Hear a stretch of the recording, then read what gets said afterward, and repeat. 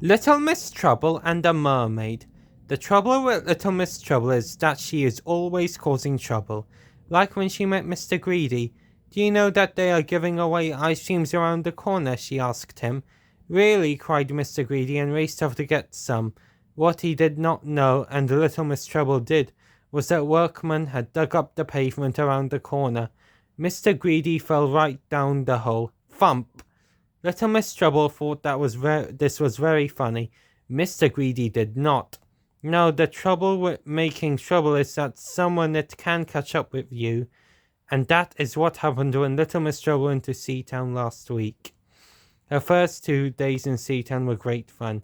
Great fun for her, but no fun for anybody else. She splashed Little Miss Splendid, who blamed Little Miss Chatterbox. Who Little Miss Chatterbox sprayed with cold seawater. Little Miss Trouble kicked sand all over Mr. Strong, and then blamed Mr. Sneeze, who Mr. Strong buried in sand up to his nose. Little Miss Trouble was having the time of her life. She had never caused so much trouble.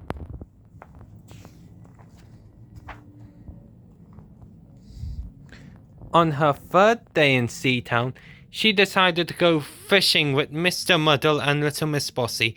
The 3 of them rowed out to sea and set up their fishing rods. Little Miss Trouble was trying to think of the best way to cause trouble when she felt something tug on her fishing line. "I've caught a fish," she cried excitedly. Then there was another tug, a much stronger tug, a tug so strong that it pulled her right out of the boat. Not only did it pull her out of the boat, it pulled her down into the sea. Little Miss Trouble let go of the fishing line, but something or someone grabbed her foot and dragged her deeper and deeper. It was not until she reached the bottom of the sea that she discovered who had caught her. It was a mermaid. "There is someone who wishes to see you," said the mermaid to a flabbergasted Little Miss Trouble. "Take me back," demanded Little Miss Trouble. "Later," said the mermaid, "for now follow me." Little Miss Trouble realized that she had no choice in the matter, so she did as she was told. The mermaid took Little Miss Trouble's hand and led her across the seabed. After a short while, they came to a coral reef. "Where are you taking me?" asked Little Miss Trouble. "You are about to find out," replied the mermaid. In the middle of the reef was a circle of sand, and in the middle of the circle was a coral throne. And sitting on the throne was the Mermaid Queen.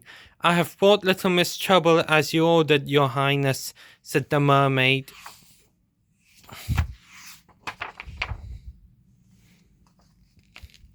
"So you are the person who has been causing so much trouble on my beach and in my sea," said the Mermaid Queen angrily. "It's time that you learn to behave yourself. No more splashing around and kicking sand around." "But it wasn't me," exclaimed Little Miss Trouble.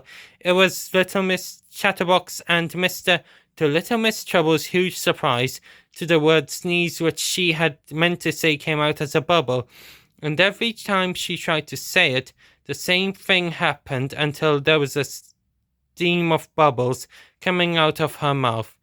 "It's no good you blaming other people and getting them into trouble," said the Mermaid Queen. "From now on, every time you try to make trouble, all that you will get for your trouble is bubbles. You may go back to the beach now."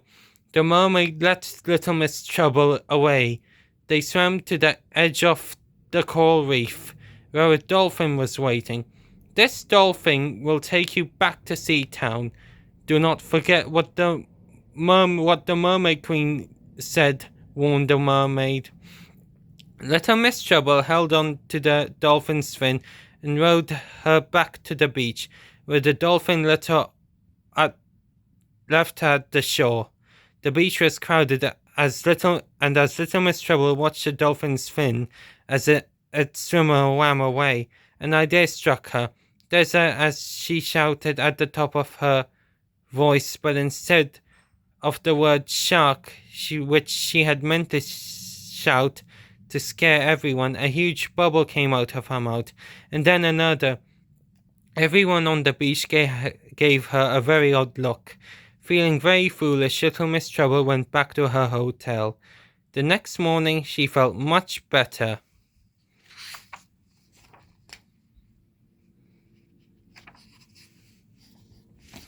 Down on the beach, she found Little Miss Sunshine sunbathing on the beach towel. Little Miss Trouble crept up behind her and dropped her ice cream on Little Miss Sunshine. "What was that?" screamed Little Miss Sunshine, leaping up in surprise. "Who did that?" began Little Miss Trouble.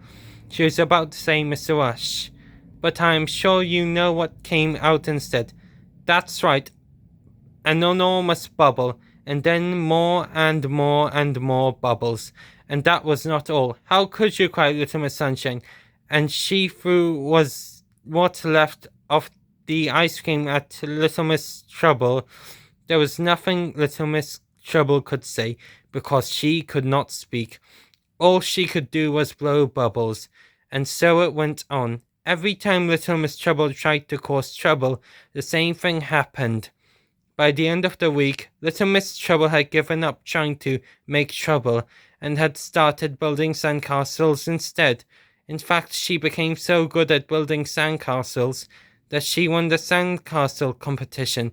She was very excited until she discovered what the prize was: a year's supplies of bubble bath.